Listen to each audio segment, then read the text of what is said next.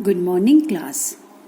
आज retirement and death of a partner chapter के अंदर हम लोग valuation and treatment of goodwill discuss करेंगे। इसका पहले से आप काफ़ी जानते हैं, बस हमें थोड़ा सा रिवाइज करना है। वैल्यूएशन का मतलब है कि गुडविल का अमाउंट कैसे कैलकुलेट किया जाए। कभी कभी क्वेश्चन में गुडविल की वैल्यू गिवन होती है, तब तो हमें कोई प्रॉब्लम नहीं, हमें उसी अमाउंट को कंसीडर करना है। बट कभी कभी गुडविल का अमाउंट क्वेश्चन में गिवन नहीं होता है, तो उस अमाउंट को निकालने के लिए हमारे पास दो तरीके हैं। एक तो फॉर्मूले से हम निकालें, average profit method, super profit method, capitalisation method. इन तीनों में से किसी भी तरह से निकाल सकते हैं। और कभी कभी हमारे को हिडन गुडविल निकालना होता है, मतलब हिडन मतलब छुपी हुई है। हमें कुछ ऐसी इंफॉर्मेशन गिवन होती है जिसके बेस पर हमें हिडन गुडविल यानी गुडविल का अमाउंट निकालना होता है।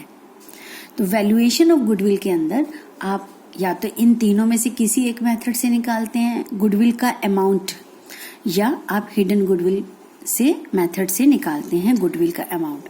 जब आपके पास गुडविल का अमाउंट आ जाता है तो हमारा नेक्स्ट है वैल्यूएशन। आ गया आपको कितना अमाउंट है गुडविल का, देन ट्रीटमेंट ऑफ गुडविल।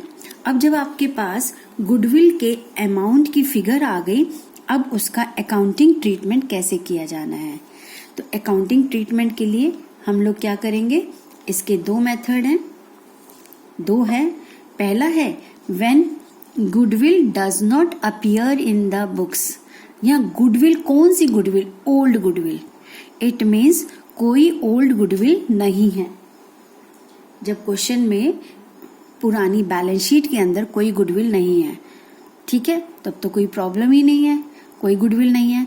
तो जो नया at the time of reconstitution goodwill का अमाउंट गिवन होगा, उससे हम गेनिंग पार्टनर और जिनको सेक्रीफाइस हो रहा है उनके हिसाब से रेशो निकालकर एंट्री करेंगे। तो वो एंट्री हमारी चेंज इन पीएसआर जैसी है। क्या एंट्री है, gaining partners capital account debit to retiring partner या डिसीज पार्टनर, या हम इनको सेक्रीफाइसिंग पार्टनर भी कहते हैं। सबसे पहले आपको ये चीज समझना है, बेसिकली ये एक ही सिंगल एडजस्टेड एंट्री है।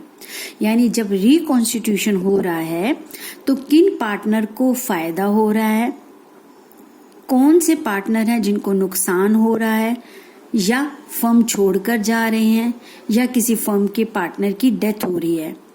तो अगर रिकॉन्स्टिट्यूशन के टाइम जिन पार्टनर्स को गेन हो रहा होगा उन्हें हम कहते हैं gaining partners capital account debit.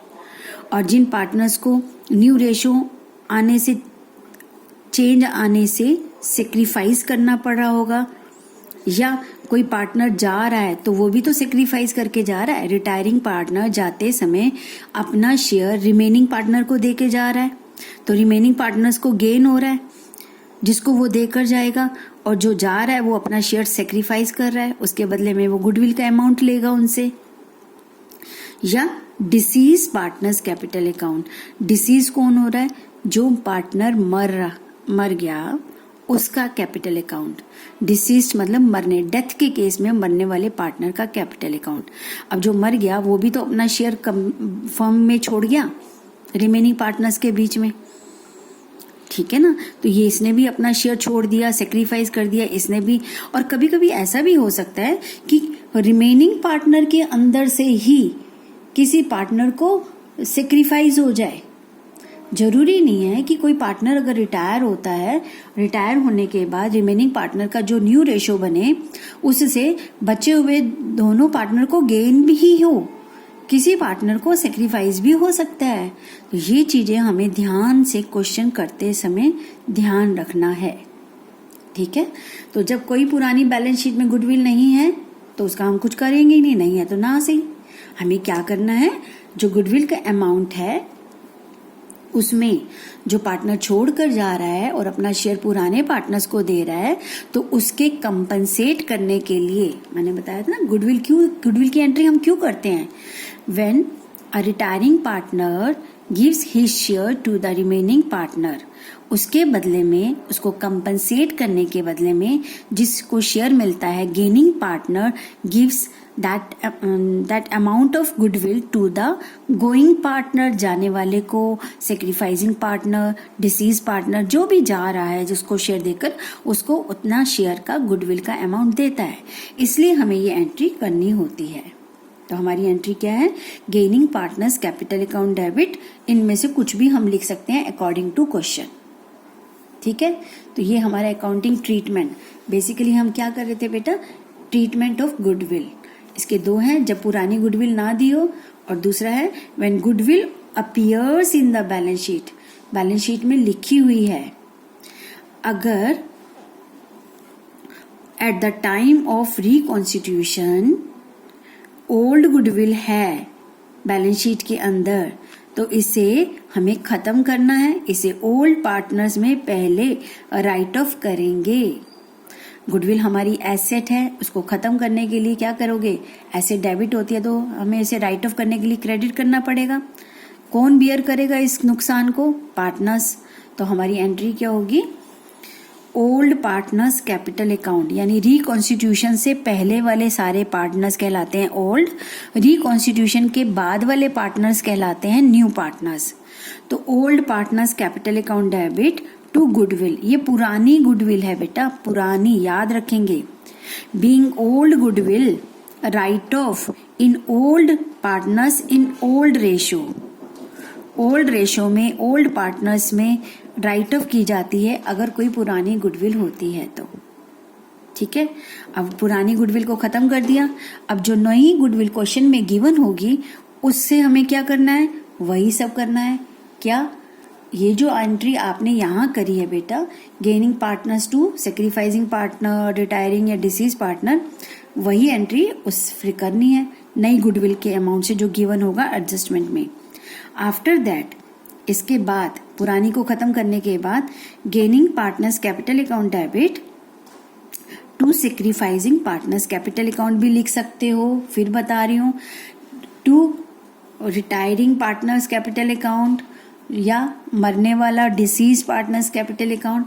यहाँ ये सारे सेक्रीफाइसिंग ही कर रहे हैं, अपना शेयर देकर जा रहे हैं बचे हुए को, इसलिए हम इनको सेक्रीफाइसिंग पार्टनर्स भी कहते हैं। ठीक है, तो ये था हमारा अकाउंटिंग ट्रीटमेंट दोनों के लिए, रिटायरमेंट के लिए भी और डेथ के लिए भी। तो अगर देखा जाए तो अभी तक हमने बेटा 3 टॉपिक डिस्कस करे हैं। तो adjustment required on retirement of a partner. अब मैं इसके साथ एक चीज और जोड़ देती हूँ, डेथ ऑफ अ पार्टनर, यानी पार्टनर की डेथ के लिए। Determining new ratio and gaining ratio, same retirement में भी यही करना है, डेथ में भी ऐसे ही निकालनी है जो मैंने आपको क्वेश्चंस कराए। सेकंड आया आपका valuation and adjustment of goodwill, goodwill की वैल्यू और उसका अकाउंटिंग ट्रीटमेंट। और रिटायरमेंट और डेथ के केस में same. Even change in profit sharing ratio के चैप्टर में भी सेम था हमारा ट्रीटमेंट ऑफ गुडविल, बिल्कुल सेम था उसके अंदर भी। ठीक है, तो ये कॉमन चीजें हो गई बिल्कुल, इसमें कोई, तो ये सोचो कि ये रिटायरमेंट में भी ऐसे ही करना है और डेथ में भी। थर्ड आता है आपका revaluation of assets and reassessment of liabilities. ये भी आपको पता है, आता है बनाना आपको, आपने चेंज इन पीएसआर में बनाया, आपने एडमिशन के चैप्टर में बनाया। बस आपको एक चीज याद रखनी है बेटा कि जब रिवैल्यूएशन किया जाता है वो किस समय किया जाता है? रिवैल्यूएशन किया जाता है रिकॉन्स्टिट्यूशन के टाइम। रिकॉन्स्टिट्यूशन का मतलब जब पार्टनरशिप फर्म में बदलाव आ रहा है, तो उस समय, बदलाव के समय अगर एडमिशन का क्वेश्चन है, अभी ये चीज मैं आपको प्रैक्टिकली बताती हूँ क्लास। ये देखो बेटा, जब एडमिशन का क्वेश्चन होता है तो ABC पार्टनर है, D एडमिट होता है, तो इस केस में हम ओल्ड पार्टनर्स किसको कहेंगे? यानी रिकॉन्स्टिट्यूशन क्या हो रहा है? एडमिशन।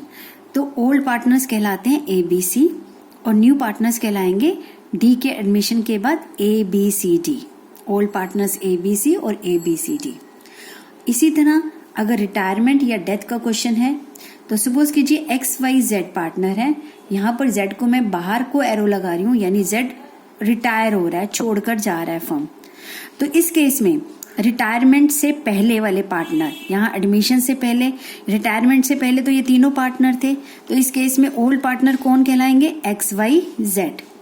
अब जब Z चला जाएगा तो न्यू पार्टनर्स कौन रह गए, यानी नया पार्टनरशिप डीड जिनमें बनेगा वो न्यू पार्टनर्स कौन रह गए? X और Y। इन चीज़ों का ध्यान में रखना है, क्योंकि मोस्ट ऑफ द टाइम जब हम कॉपी चेक करते हैं तो बच्चे इसी चीज़ को ध्यान में रखते हैं और बांट देते हैं।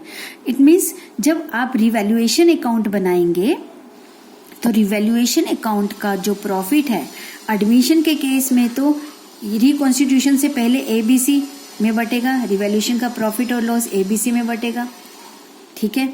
और यहाँ Z जा रहा है तो Z से जाने से पहले तो ये तीनों पार्टनर थे ओल्ड पार्टनर, यहाँ पर ओल्ड पार्टनर ABC थे, यहाँ ओल्ड पार्टनर XYZ है, तो यहाँ पर बच्चों को प्रॉफिट या लॉस होने पर तीनों में बटेगा, क्योंकि Z जाते समय रिवैल्यूएशन का जो इफेक्ट आया वो भी तो लेगा ना, अभी वो गया नहीं है, उस time at the time of reconstitution उसका भी हक है उन सब चीजों पर, तो वो XYZ तीनों में बटेगा, डिस्ट्रीब्यूट होगा। जहां बच्चे गलती करते हैं वो XY में डिस्ट्रीब्यूट तो आपको केयरफुल रहना है। रिकॉन्स्टिट्यूशन से पहले जो जो पार्टनर्स थे उन्हीं में रिवैल्यूएशन का प्रॉफिट और लॉस बटता है। अब मैं यहाँ आपको रिवैल्यूएशन अकाउंट बनाना तो नहीं सिखाऊंगी बेटा, वो आपको ऑलरेडी आता है, ठीक है। तो आप उसके प्रॉफिट या लॉस को तीनों में बांटेंगे, इंक्लूडिंग रिटायरिंग पार्टनर, क्योंकि वो जाते समय अपना जितना हिस्सा है वो पूरा लेकर जाएगा, ठीक है। हाँ, तो valuation and adjustment of goodwill आपको क्लियर है, रिवैल्यूएशन वाला पॉइंट भी अब आपको क्लियर हो गया। फिर उसके बाद आता है distribution of reserves and undistributed profits, यानी जो at the time of retirement जितने भी प्रॉफिट्स हैं, रिजर्व्स हैं, जितनी भी चीजें हैं वो सारी की सारी किस में बांटी जाएंगी?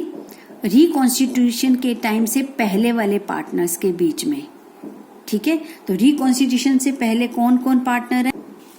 जैसे XYZ पार्टनर थे, Z रिटायर हो रहा है, तो अगर कोई रिजर्व्स हैं, कोई भी आपके प्रॉफिट्स हैं, तो वो तीनों में बटेंगे, यानी ओल्ड पार्टनर्स। रिकॉन्स्टिट्यूशन से पहले का जो भी हिसाब किताब है, रिटायरिंग पार्टनर भी उसमें हिस्सेदार था, तो रिटायरिंग पार्टनर जाते समय वो सारी चीजों को शेयर करेगा। तो एंट्रीज कैसे करते हैं रिजर्व्स की, वो सारी वो अभी एक बार हम डिस्कस कर लेते हैं। यस बेटा, जनरल रिजर्व आपको पता है, डिस्ट्रीब्यूशन की जहां तक बात है तो हमारे सिलेबस में केवल 4 आइटम्स हैं। General reserve account debit, profit and loss का क्रेडिट बैलेंस, यानी प्रॉफिट अगर है तो workman compensation reserve account debit. यहाँ इसका ट्रीटमेंट कैसे किया जाता है वो मैं आपको पहले डिटेल में बता चुकी हूँ। सपोज करो अगर कोई क्लेम नहीं है तो सारा अमाउंट डिस्ट्रीब्यूट हो जाता है। अगर वर्कमैन कंपनसेशन से रिलेटेड क्लेम होता है तो उतना अमाउंट हम क्लेम में रखते हैं और बाकी फिर पार्टनर्स में डिस्ट्रीब्यूट करते हैं। इसके लिए मैंने आपको एक चार्ट भी लास्ट क्लास में बनाकर दिखाया था, चेंज इन PSR में भी समझाया था, एडमिशन में भी बिल्कुल सेम ट्रीटमेंट है इसका, इसकी डिटेल का, ठीक है। इन्होंने यहाँ लिख दिया है excess of reserve over liability, यानी ये तभी पार्टनर्स में बटेगा अगर आपके पास एक्सेस अमाउंट है, ठीक है। तो एक्सेस अमाउंट होने पर ही ये बटेगा। फिर आता है investment fluctuation reserve account debit, इसका भी मैंने आपको बताया था, इसके लिए भी हमने एक चार्ट बनाया था और डिस्कस किया था। तो अगर आपका रिजर्व बचता है, excess of reserve over difference between book value and market value, अगर आपका रिजर्व में पैसा बचता है, ठीक है, तभी वो पार्टनर्स में बटेगा, अदरवाइज नहीं। तो ये चारों चीजें हमारी लायबिलिटी साइड में लिखी होती हैं, हमें देखनी होती हैं। और जर्नल एंट्रीज जब पूछी जाती है तो इनकी जर्नल एंट्रीज ऐसे करके दिखानी है। कभी कभी क्वेश्चन जर्नल एंट्रीज मांगता है और इस बार आने के चांसेस भी हैं, क्योंकि पेपर पैटर्न जिस हिसाब से चेंज हो रहा है, आपसे इन्वेस्टमेंट की, वर्कमैन कंपनसेशन की, इन सब की जर्नल एंट्रीज पूछी जाएंगी। दीज ऑल आर डेबिट, किस में बटना है? जो रिकॉन्स्टिट्यूशन से पहले वाले पार्टनर्स थे, तो टू ऑल पार्टनर्स कैपिटल कौन से, जो ओल्ड पार्टनर है। ओल्ड पार्टनर कौन से होते हैं, जो रिकॉन्स्टिट्यूशन से पहले वाले पार्टनर हैं, उन्हें हम ओल्ड पार्टनर्स कहते हैं। ठीक है, ये तो थे हमारे प्रॉफिट्स एंड रिजर्व्स। ऐसे ही अगर बिजनेस में at the time of reconstitution कोई लॉसेस हैं तो उन्हें हमें डिस्ट्रीब्यूट करना होगा। तो लॉसेस को डिस्ट्रीब्यूट करने के लिए कौन बियर करेगा, पार्टनर्स। अब आपको मालूम है कि लॉसेस का बैलेंस क्या होता है, सारों का डेबिट बैलेंस होता है सभी का। उन्हें कैंसिल करना है तो क्या करेंगे, क्रेडिट। किसमें, पार्टनर्स में। So all partners capital account debit, या ओल्ड पार्टनर्स भी लिख सकते हैं हम यहाँ पर। ठीक है, दोनों पता होने चाहिए क्योंकि एग्जाम में कई बार पूछा जाती हैं ये बातें। तो ऑल पार्टनर्स कैपिटल अकाउंट, या मैंने यहाँ लिख दिया तो सेम चीज है, old partners capital account debit to profit and loss account का debit balance to advertisement suspense account. ठीक है, और इसे किस में बांटेंगे, ओल्ड पार्टनर्स ओल्ड रेशो। ये भी ओल्ड पार्टनर्स ओल्ड रेशो में डिस्ट्रीब्यूट किया जाता है। ठीक है, यस बेटा, तो हम डिस्कस कर रहे थे distribution of reserves and undistributed profits, distribution of deferred revenue expenditure, ये प्रॉफिट एंड लॉस अकाउंट का डेबिट बैलेंस, ये सारी चीजें हमने डिस्कस कर ली। इसके बाद है कैपिटल अकाउंट्स बनाना। कैपिटल अकाउंट्स कैसे बनाए जाते हैं, जैसे पहले से बनाते आ रहे हैं एडमिशन में, चेंज इन PSR में। After that preparation of balance sheet. Capital adjustment था, वो टॉपिक हमारे सिलेबस से हट चुका है, उसे हमें नहीं करना है। बैलेंस शीट भी आपको बनानी आती है, कैपिटल अकाउंट्स भी आपको बनाने आते हैं। ठीक है, अब ये सारी चीजें आपकी रिटायरमेंट ऑफ अ पार्टनर में भी है, डेथ ऑफ अ पार्टनर में भी है, सेम एज इट इज सब चीजें हैं। सिर्फ डेथ के केस में आपको एक नया पॉइंट करना होता है। डेथ के केस में वो ये वाला जो पॉइंट है, ये आप पहले रिटायरमेंट के क्वेश्चंस की प्रैक्टिस कर लें कुछ, उसके बाद डेथ सिर्फ एक दिन और लेगा क्योंकि ये सारे तो सेम है, रिपीट नहीं करना हमें, ये एक पॉइंट समझाना है। तो ये आपकी 3-4 क्लासेस रिटायरमेंट की प्रैक्टिस की करेंगे, उसके बाद फिर डेथ का ये पॉइंट क्लियर कर देंगे। थैंक यू बेटा।